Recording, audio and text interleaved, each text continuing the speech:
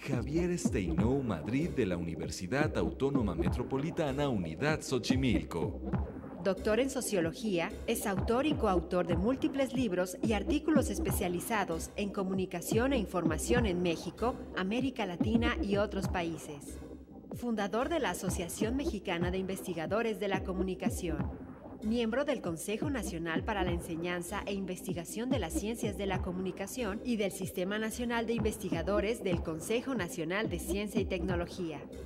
Ex vicepresidente de la Asociación Latinoamericana de Investigadores de la Comunicación de Brasil. Ex vicepresidente regional de la Federación de Facultades de Comunicación en América Latina de Colombia. Especialista en el análisis de la influencia de los medios de comunicación, la construcción de la hegemonía, las nuevas tecnologías y la defensa de la cultura propia. Javier Steinou Madrid. Presente en la Universidad del Valle de Atemajac. 14º Congreso Internacional de Comunicación. Coincidencias tecnológicas y comunicativas. Damos la más cordial bienvenida a este 14º Congreso de Comunicación al doctor Javier Steinou Madrid. Damos un fuerte aplauso.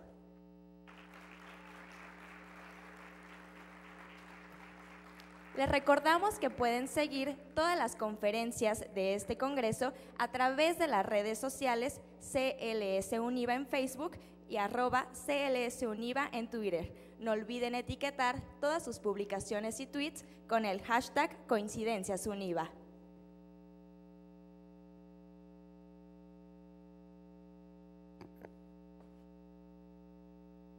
Bien, pues buenos días y quiero agradecer a la maestra Karina Rengifo y a la maestra Yadira Robles la invitación esta mañana para estar con ustedes en este evento dedicado a la reflexión sobre comunicación y coincidencias tecnológicas. Creo que es un espacio muy pertinente para analizar qué es lo que está sucediendo hoy día en términos de cambio comunicativo en nuestro país. Y para ello yo quisiera presentar algunas ideas o algunas reflexiones sobre qué es lo que está sucediendo en estos momentos vinculado con la reforma de telecomunicaciones en nuestra sociedad. Y quisiera comenzar diciendo que, como todos sabemos, en el marco de la segunda revolución industrial que se realizó en nuestro país en el siglo XX, surgieron a partir de 1920 la radio y posteriormente en 1950 la televisión. La presencia de estas dos grandes infraestructuras de comunicación, bueno, más bien de difusión de información, porque nunca llegaron a ser de comunicación, fueron modificando gradualmente las estructuras culturales que existían en nuestro país desde principios del siglo XX y a lo largo de todo ese periodo, de tal manera que generaron un cambio sustancialmente drástico en nuestro país,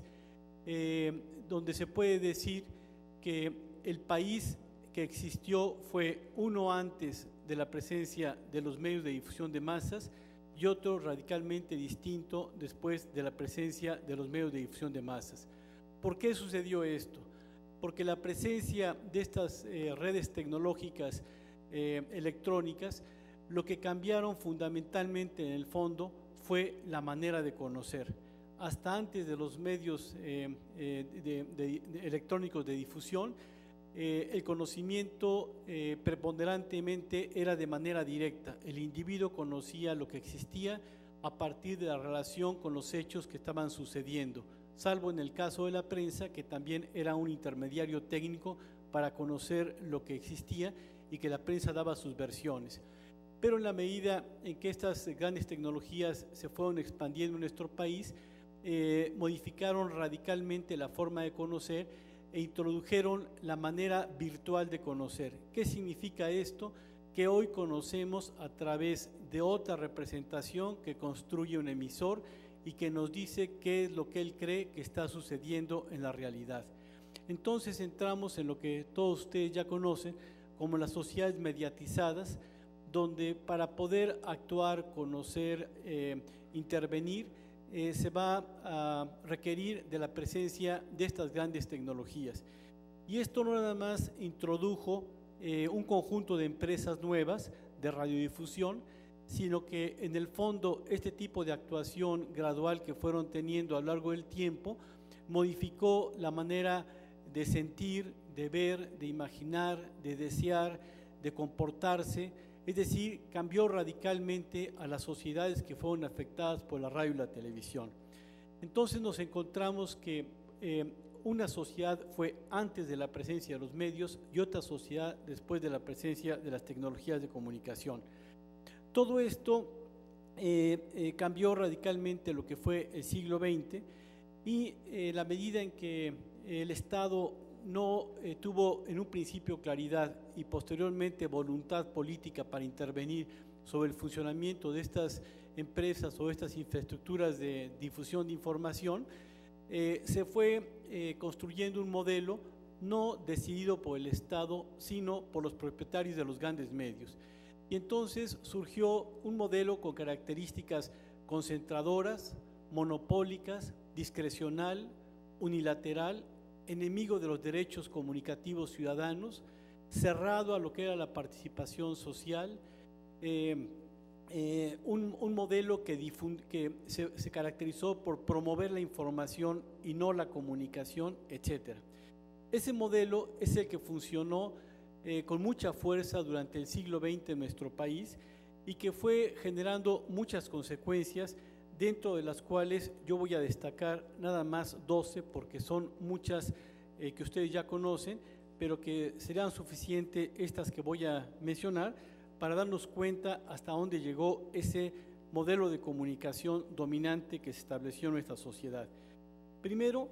se observó que durante las últimas décadas se conservó un modelo de legislación anacrónica en el terreno de la radiodifusión,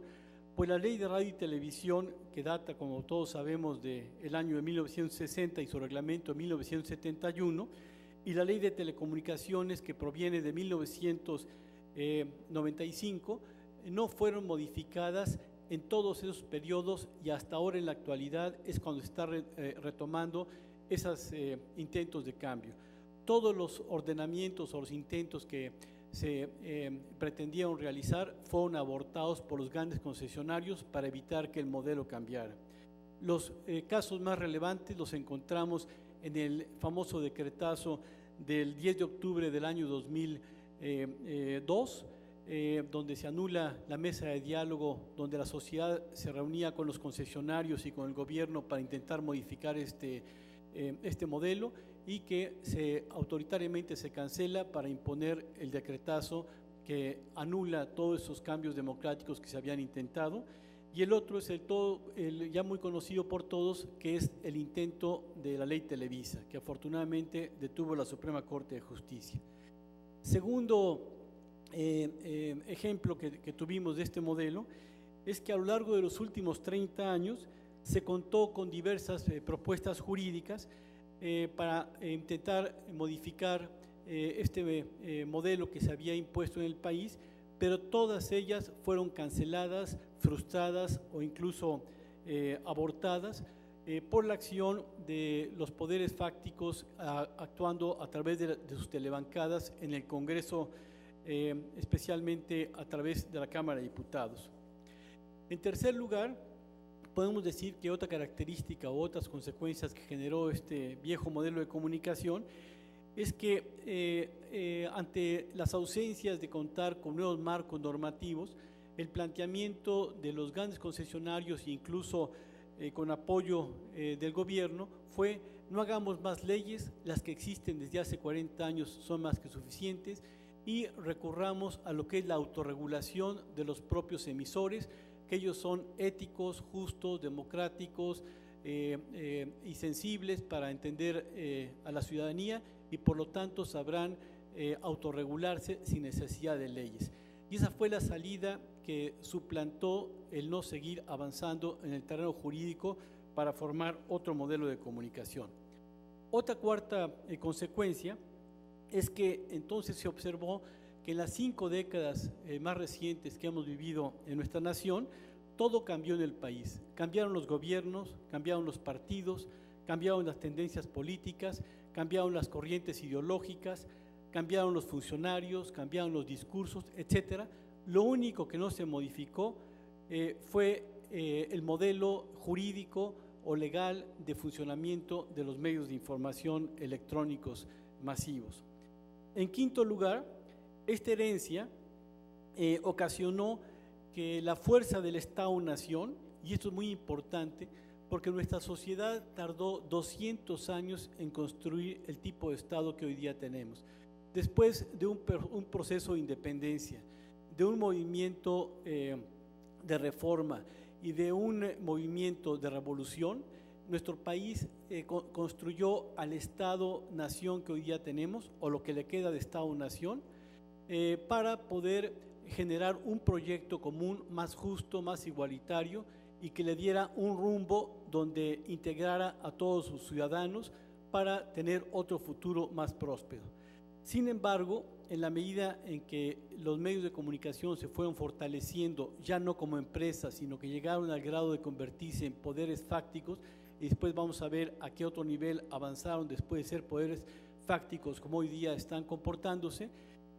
fueron debilitando al Estado-Nación, de tal forma que hoy estamos ante un Estado mediático y no ante un Estado-Nación como consecuencia de la aplicación de ese viejo modelo que ha imperado en el país. En sexto lugar, podemos decir que la acumulación paulatina de toda esta capacidad de fuerza política que alcanzaron los medios de información y que se transformaron en poderes fácticos mediáticos, llegó a tal grado que modificó la tradicional expresión que si en los años 70 Televisa y las corporaciones electrónicas eran los soldados del presidente, pues que obedecían a la clase política, hoy día con el poder que han alcanzado, la clase política, el presidente, los representantes de los poderes públicos, los tres poderes de la Unión son los soldados del poder mediático, como lo acabamos de ver en estos días y quedó constatado con este intento que se ha dado a partir de la guerra de las televisoras. En séptimo lugar, observamos que esta concentración excesiva de este modelo de medios ha terminado con la fórmula duopólica en el caso de la televisión y en la forma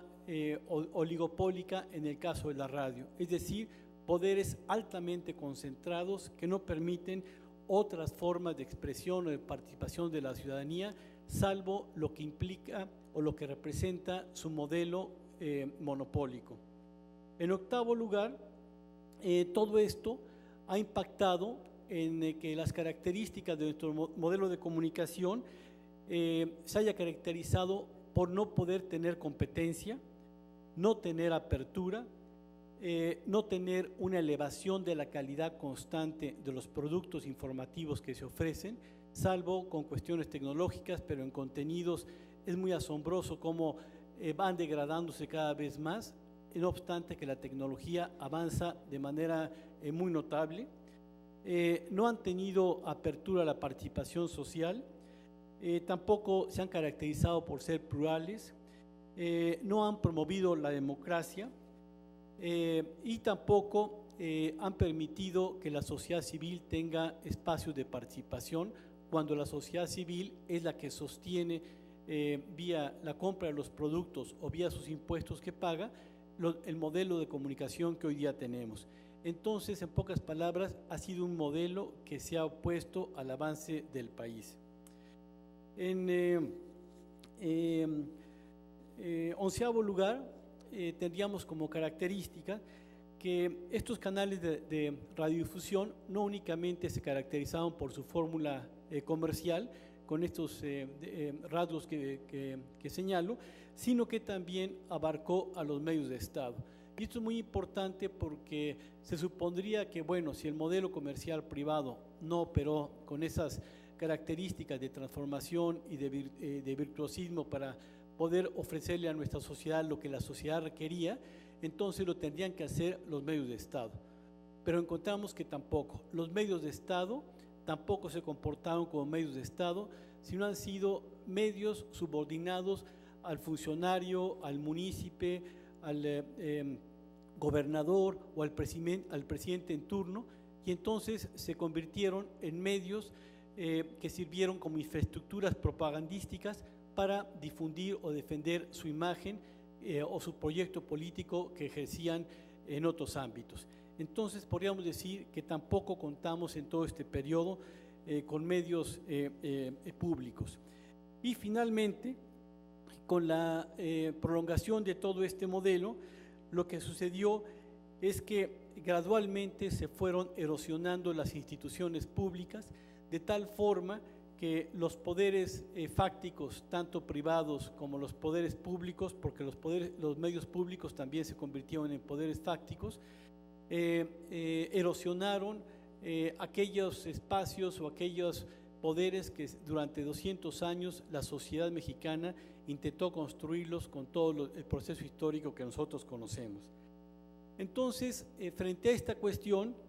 se planteó al inicio de este gobierno, pues que después de tantos intentos que se habían pretendido realizar a lo largo de varias décadas, era necesario modificar ese modelo.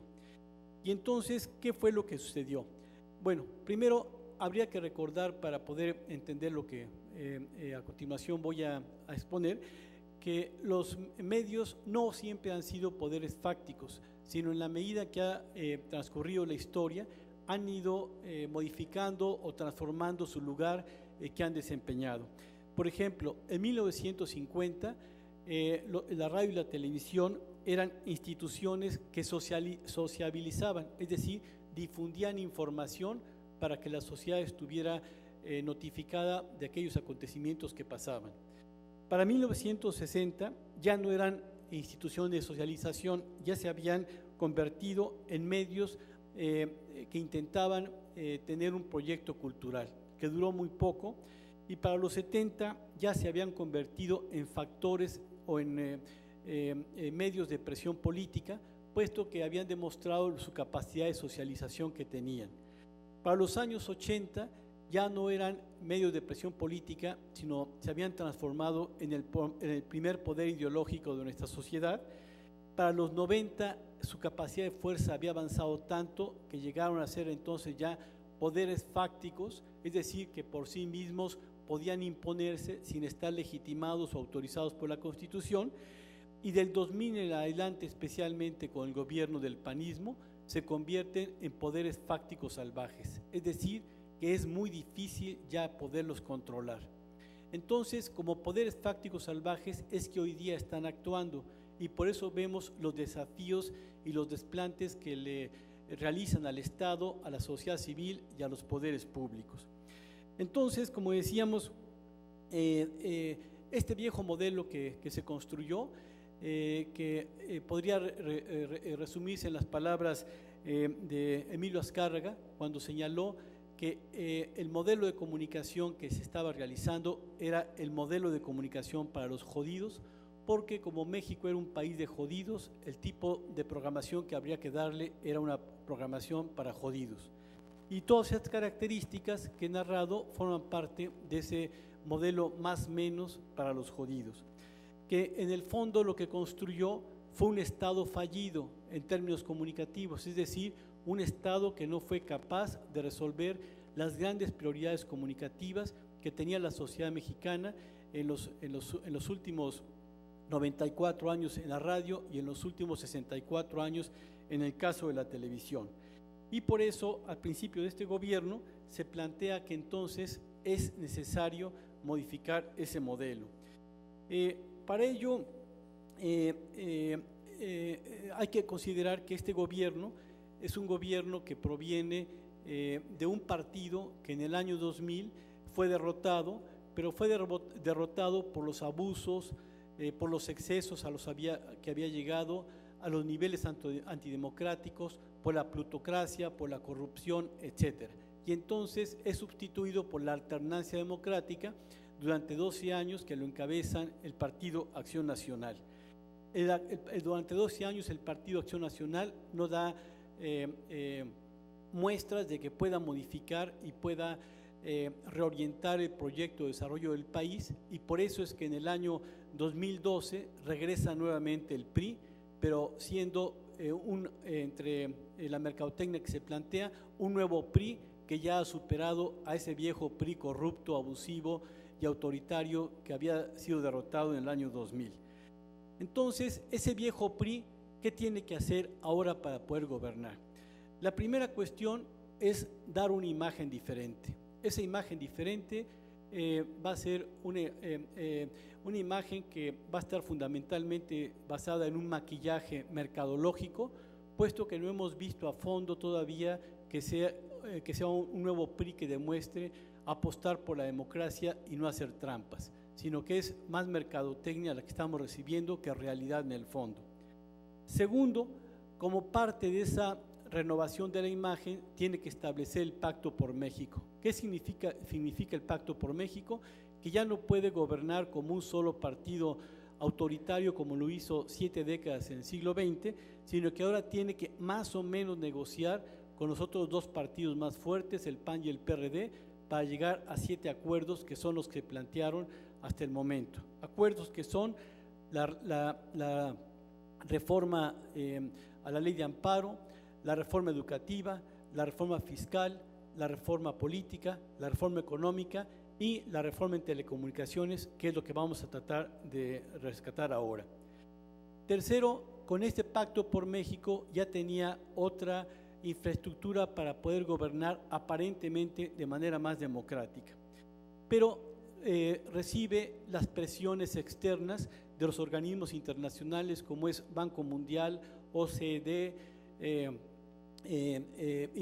Wall Street, etcétera, donde para poder invertir en México requieren que se cambien las reglas que han sido establecidas, y por eso es que entonces se realizan las reformas estructurales que he mencionado. En cuarto lugar, para poder seguir gobernando el PRI, aparentemente tiene que deslindarse de los poderes fácticos que habían alcanzado la fuerza que he descrito en el siglo XX y en principios del siglo XXI, con estas características, porque de lo contrario, nuevamente este gobierno sería un soldado de las televisoras y no las televisoras soldado de la nueva clase política del priismo que ha llegado al poder. Entonces, para eso afecta a uno de los principales bastiones de los poderes fácticos, que fue el movimiento magisterial, y se encarcela a la profesora Elvester. También se deslinda del grupo Atlacomulco, sobre todo del sector de Montiel, que había tenido una muy mala imagen, que había empañado al viejo PRI y que ahora no se podía seguir arrastrando esa vieja imagen, y se le agrega más mercadotecnia para intentar dar la nueva imagen joven del priismo, que es el que ahora se pretende aplicar o gestionar. Otra cuestión es que en ese delindamiento de los poderes fácticos, Peña Nieto señala con toda claridad: yo ya pagué todo lo que le debo a las televisoras, por lo tanto no tengo más que pagar. Eso cuando le han, al principio de su gobierno, preguntado si él estaría subordinado a los poderes fácticos o no. Como hemos visto, la verdad es que no ha terminado de pagar, sigue pagando, aunque en ocasiones ha tenido algunas manifestaciones de sí intentarse deslindar. Y finalmente, otro aspecto muy importante para entender por qué surgieron todas estas reformas es que el PRI viene a gobernar no para 6 años, sino para 30 o 40 años más. Entonces tiene que establecer nuevas bases que permitan que el partido se fortalezca y que por lo tanto tenga una estructura que le dé mayor vida, más allá de los 6 años que le corresponde gobernar. Entonces, con todas estas razones, podemos explicar que hayan surgido las reformas en telecomunicaciones y también las otras reformas estructurales, pero sobre todo en el caso de las reformas en telecomunicaciones, como vamos a ver en un momento más, nada más podernos explicarnos el aspecto económico que incluye la reforma en telecomunicaciones, el aspecto del fortalecimiento político, pero no podemos explicarnos todo el otro capítulo que está incluido en la reforma constitucional de las telecomunicaciones, que es lo que corresponde a rescatar las peticiones sociales que durante más de 50 años se habían hecho en el terreno comunicativo. ¿Cuáles serían algunas de esas peticiones? Por ejemplo, la sociedad había pedido que los medios no funcionaran en base al interés público, sino en base al servicio público, que es radicalmente distinto. Que se reforzaran y se reconocieran y se otorgaran las garantías comunicativas elementales, como son derecho a la información, derecho a la comunicación, etcétera. Que los medios comunitarios indígenas fueran reconocidos legalmente por el Estado y que no fueran perseguidos en la medida en que querían existir expresiones independientes de estos canales ciudadanos. Que se prohibiera la propaganda falsa,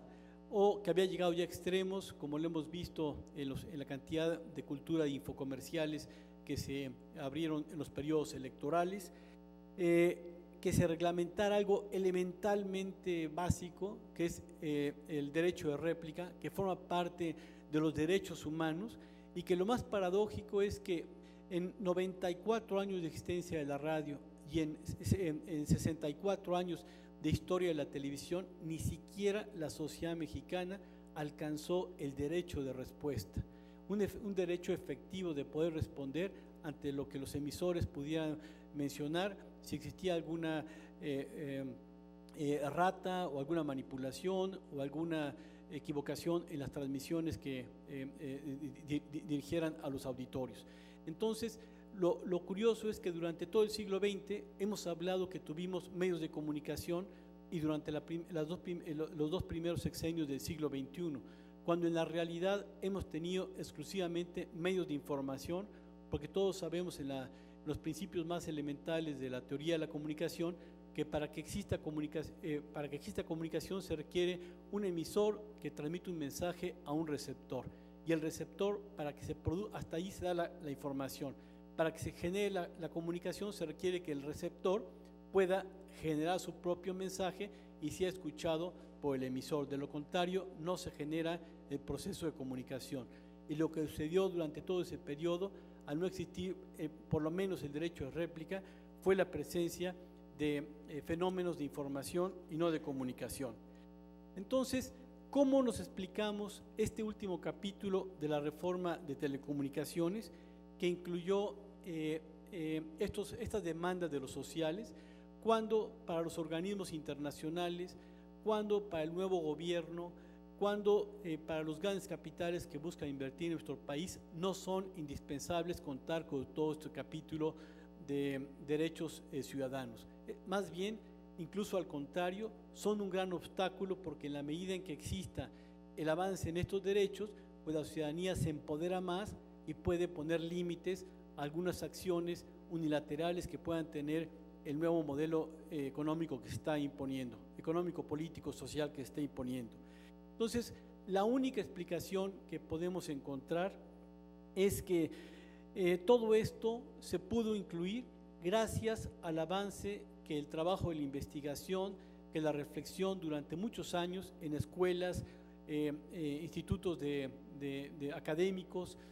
universidades, etcétera, se fue creando en el país, y que elaboró una gran masa crítica que se fue colocando en la opinión pública, y que la opinión pública presionó hasta que ahora en el Pacto por México los partidos de izquierda retomaron estas banderas porque no tenían otro proyecto que proponer ellos, y retomaron el proyecto de la sociedad para incluirlo en el Pacto por México. Y por eso entonces surge la reforma en telecomunicaciones a nivel constitucional, como hasta ahora está establecida, y que se caracteriza, entre otras, por las siguientes cuestiones. ¿Podrías avanzar, por favor? Bueno, primero, es una reforma, como decíamos, de carácter constitucional,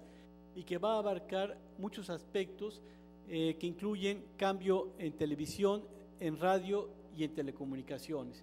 y que ordenados en base a algunos rubros de manera más esquemática, podríamos decir que incluye para empezar una nueva concepción. Adelante, por favor. Esa concepción consiste, como no alcanzo a ver hasta allá, voy a retomarlo de mis apuntes.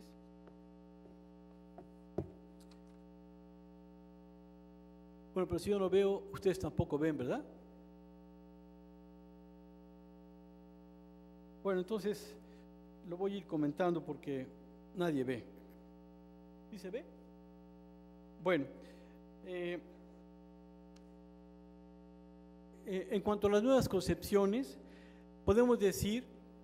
que se abordó fundamentalmente como corazón de la reforma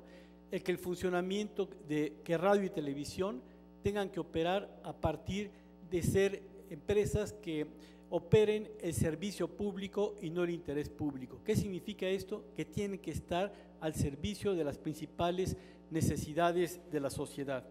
Segundo, que tienen que promover la competencia. ¿Esto qué significa?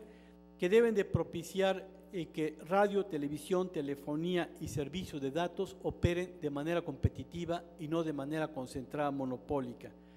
Que se determine para ello cuáles son, ¿me puedes mover por favor? Que se determine cuáles son los agentes económicos preponderantes en los sectores de radiodifusión y telecomunicaciones para fijar las medidas de acotamiento de los mismos, fijar los límites a la concentración en radio, televisión y telecomunicaciones, plantear un límite a la inversión extranjera hasta el 100% en telecomunicaciones y 49% en radiodifusión, y muy importante, formar tribunales especializados en radiodifusión, en telecomunicaciones y competencia económica, para que sean estos tribunales los que diriman los conflictos que se presentan en este terreno, y no como suceda, como lo vimos en esta semana, que un juez civil del Distrito Federal emite un planteamiento que detiene el funcionamiento del IFETEL en materia del MOS Carry y MOS Software, porque señala que se están afectando los derechos autorales. A ese juez no le correspondía ese tipo de intervención, sino a tribunales especializados que formen parte del IFETEL. En cuanto al IFETEL, que todos ya sabemos lo que sería, que es el nuevo Instituto de Telecomunicaciones, ¿le puede subir, por favor? Se va a caracterizar por ser un instituto autónomo, con personalidad jurídica y con autonomía de gestión para actuar en este campo de la comunicación y de las telecomunicaciones. Se van a fortalecer sus capacidades y sus atribuciones. Se eligieron 7 comisionados que supuestamente serían autónomos, que hasta donde sabemos 5 de ellos son a modo de los monopolios y 2 bastante independientes. Se formará un consejo consultivo que supervisará el funcionamiento del IFETEL y tendrá las capacidades suficientes para regular todos los conflictos que se presenten en este terreno. En cuanto a las concesiones, por favor, muy importante, otro poco. En cuanto a las concesiones, lo que observamos es que ya no habrá 2 figuras que antes eran los permisos y las concesiones, sino que ahora se homologan todas en una sola figura, de tal manera que todos los que operen en este terreno serán concesionados. Se reconoce también a la radio indígena y a las radios comunitarias y a los medios de la sociedad civil como capaces de poder tener concepciones. Muy importante y asombroso, se va a elaborar un registro público de las concesiones. ¿Cómo es eso que después de 94 años de la historia de la radio y de 64 años de historia de la televisión, apenas vamos a contar con un registro público de concesiones? Pues que no hemos sabido en casi un siglo cuántas estaciones y con qué características existen en el país. Pues no, estamos casi al mismo nivel que la Secretaría de Educación Pública, que ahora al aplicar su reforma apenas está elaborando un padrón para saber cuántas escuelas y cuántos maestros existen en el país. Estamos al mismo nivel. En cuanto a otros emisores, por favor, se señala que se licitarán 2 nuevas cadenas de televisión, como ya fue anunciado en días anteriores por el IFETEL. el famoso must carry o must offer, es decir, los derechos de transmisión y de recepción, se señala que van a ser gratuitos, salvo en el caso que aquellos agentes difusores sean declarados como dominantes, y entonces no será gratuito, sino tendrán que pagar por retransmitir la señal. Que este es el gran pleito que ahora, bueno, uno de los grandes pleitos que ahora ha dado origen a la guerra de las televisoras, como vamos a ver en un momento. En cuanto a los medios de Estado, por favor, los medios de Estado, muy importante esto, ojalá se pueda sostener así en las leyes secundarias. Se plantea que tendrá independencia editorial, autonomía, gestión financiera independiente, garantías de participación ciudadana, reglas claras para la transparencia, rendición de cuentas efectiva, defensa de sus contenidos, opciones de financiamiento, pleno acceso a todo tipo de nuevas tecnologías para que no queden retrasados, y sobre todo reglas para la expresión de la diversidad ideológica y del fomento a la producción independiente, que esto es muy importante para ustedes como futuros egresados, puesto que dentro del viejo modelo ya no tienen cabida o tienen muy poca cabida, porque ya no emplea a más trabajadores de comunicación, ya están saturados, y la producción independiente tampoco es retomada por el viejo modelo, sino que se requieren nuevas aperturas que ahora podrán darse a través de los medios de Estado o del cambio que se dé a nivel de toda la estructura comunicativa. En cuanto a Internet, también se plantea una nueva política digital, se plantea instalar una red compartida de servicios en telecomunicaciones y aprovechar de manera muy eficiente la famosa banda de los 700 MHz, que ha sido muy disputada desde el gobierno anterior a partir del conflicto MBS Televisa Presidencia de la República, e instalar una banda ancha en todos los espacios públicos del país. En cuanto a los derechos ciudadanos, muy importante este capítulo, y es el que ha dado origen a muchas de las polémicas, es que se reconoce el derecho al libre acceso a la información y del derecho a la libertad de difusión de todos los sectores de la sociedad, certificar el libre acceso a la información, el derecho constitucional de acceso a las tecnologías de información como derecho ya constitucional, no como un derecho de mercado, avalar el acceso universal de las personas a la sociedad de la información y el conocimiento, garantizar el acceso equitativo a las comunicaciones de alto nivel, es decir, de clase mundial, y no el que recibimos hoy día, que es de inframundo, y reglamentar el derecho de réplica, que habrá que comentar más adelante qué adelantos nos da la propuesta de derecho de réplica que hoy día se ha enviado a la Cámara de Diputados, que ya fue aprobado y que ahorita está en discusión en el Senado. En cuanto a contenidos, se plantea prohibir la transmisión de publicidad o propaganda engañosa. ¿Cómo es posible que después de 100 años de funcionamiento de nuestros medios, lo que tengamos sea propaganda engañosa? Pues ¿dónde están los derechos ciudadanos? ¿Dónde está el coraje de la sociedad para reclamar recibir otra información? Sino hasta que el Pacto por México plantea que no se mande a la sociedad propaganda engañosa. Y finalmente, en síntesis,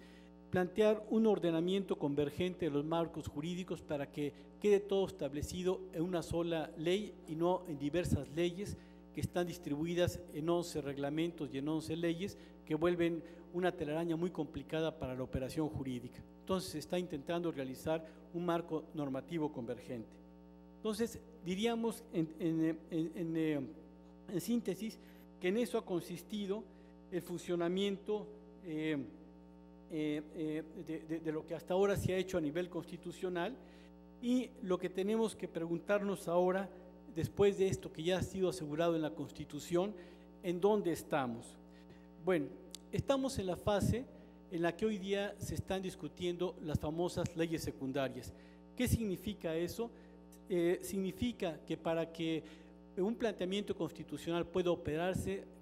requiere contar con reglamentos y leyes más precisas que la definan para poderse operar. Entonces, este planteamiento constitucional fue aprobado el 10 de junio en el Diario Oficial de la Federación y se planteó que tendrían los legisladores 180 días para establecer las leyes secundarias en todo este ámbito de telecomunicaciones y de radiodifusión. La sorpresa es que al llegar el 9 de diciembre del año pasado, que es cuando tendrían que estar esas leyes, los propios legisladores señalan que no las han podido hacer porque han tenido muchas discusiones sobre la reforma fiscal y la reforma energética, y entonces habría que posponerlas para este año hasta el mes de marzo. Y en esta semana estará, o la próxima, por enviar el Poder Ejecutivo la propuesta de leyes secundarias para que las revise el Congreso. Hay dos versiones, una que se enviará bajo la modalidad de iniciativa preferente, que es cuando el presidente envía una propuesta al Poder Legislativo y el Poder Legislativo tiene 30 días para dictaminar sobre ella. Si el Poder Legislativo no termina en 30 días, tal y como fue enviada la propuesta del Ejecutivo, tiene que ser aprobada. La segunda es que, para no ser tan bruscos y antidemocráticos, porque estamos ante el nuevo PRI, que ha prometido ya no tener ese tipo de comportamientos, entonces será una ley negociada y que se tendrá un poco más de tiempo para ser discutida. Mientras está digamos, proceso burocrático, jurídico, legislativo en gestión, ¿qué ha pasado con los intereses de los grandes monopolios frente a las leyes secundarias? La primera cuestión que observamos es que frente al derecho de réplica, que es una garantía humana que no fue reconocida casi ya por cumplir 100 años, se envió una propuesta que no tiene ninguna garantía de réplica. ¿Por qué? Porque lo que ya se envió a la Cámara de Diputados y ya fue aprobado y que ahora está en revisión en el Congreso, para ejercer el derecho de réplica, primero el ciudadano afectado tiene que rescatar el testimonio pidiéndose a las televisoras o las radiodifusoras en la sección donde fue difamado, calumniado o manipulado, lo cual obviamente las televisoras no lo aprobarán. Segundo, para no seguir un proceso jurídico complejo, las televisoras tendrían que estar de acuerdo que cometieron ese error. Obviamente, si fueran ellos las que difamaron, calumniaron o desprestigiaron, pues no lo aprobarán. Entonces se tendrá que seguir un camino judicial. Para eso el pobre ciudadano ya desprestigiado tiene que entonces establecer un juicio que dura desde 3, 4, 5 o varios años, para lo cual, además de ser burlado, tiene que contratar un abogado que lo ayude a llevar todo el caso. Además, tiene que gastar, y además, en caso de ganar, la réplica se aplicaría después de varios meses o varios años. Entonces, ¿de qué sirve una aclaración 5, 6, 8 meses después o 2 años, cuando ya el tema cambió y ya no sirve para limpiar la imagen del desprestigiado? Entonces, eso da muy mal precedente de qué puede suceder en las leyes secundarias que está elaborando ahorita en el Congreso. Mientras eso sucede, lo que ha acontecido en el espacio público es una guerra entre las televisoras y entre los sectores de poder comunicativo para cada quien poder tener el mejor posicionamiento. Así, Telmex anuncia el mes pasado que inició su proceso de desincorporación para que no lo obligue IFETEL a desincorporar otras empresas de manera obligatoria, sino de manera adelantada. Ya lo ha estado haciendo. Frente a ello, Televisa le dice: el grupo Carso con Telmex y Telcel han sido tramposos en su desincorporación y tienen que declararse como agentes dominantes porque tienen los mayores sectores concentrados. Ante ello, responde la Secretaría de Comunicaciones y Transportes diciendo: las dos cadenas de televisión que ya había licitado el IFETEL para que la sociedad pueda tener rápidamente dos opciones más competitivas, sería prudente posponerlas para no crear dificultades con los grandes empresarios en estos momentos. Y también Televisión Azteca refuerza ese planteamiento debido a que ellos han cumplido pues con un papel ideal, notorio y además ejemplar en lo que es el manejo de la televisión. Ante ello, MBS plantea: Televisa y Televisión Azteca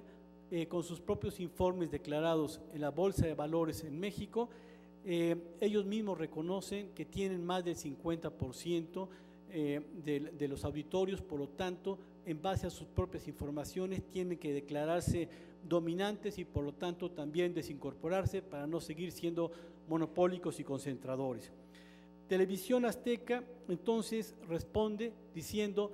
Slim y MBS están vinculados entre sí, forman parte de la misma alianza y por lo tanto también tienen que ser desincorporados, y MBS, al aplicar la interpretación constitucional unilateral por su parte, lo que ha hecho es una violación y un robo de la señal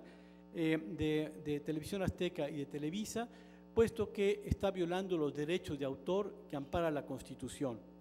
y además transmite la señal con baja calidad. Frente a ello,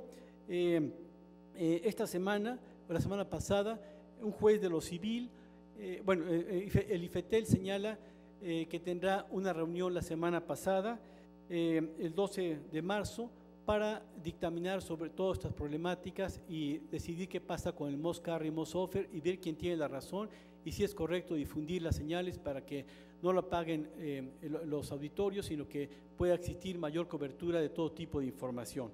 Y entonces un juez de lo civil del Distrito Federal se opone a esa dictaminación que hará el IFETEL, y un juez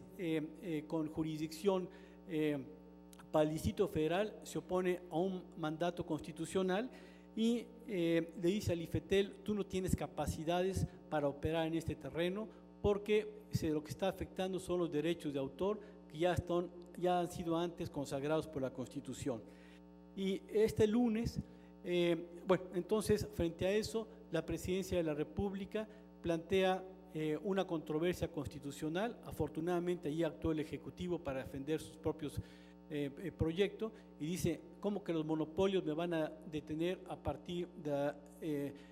la acción de un juez que además ha tenido posicionamientos muy favorables a Televisa en otras ocasiones? Y entonces plantea una controversia constitucional que la resolvieron este lunes la ministra Olga Sánchez Cordero por parte de la Suprema Corte, diciendo: el IFETEL tiene todas las capacidades para actuar y un juez de lo civil no puede detener un mandato constitucional, por lo tanto se tiene que continuar en el avance de las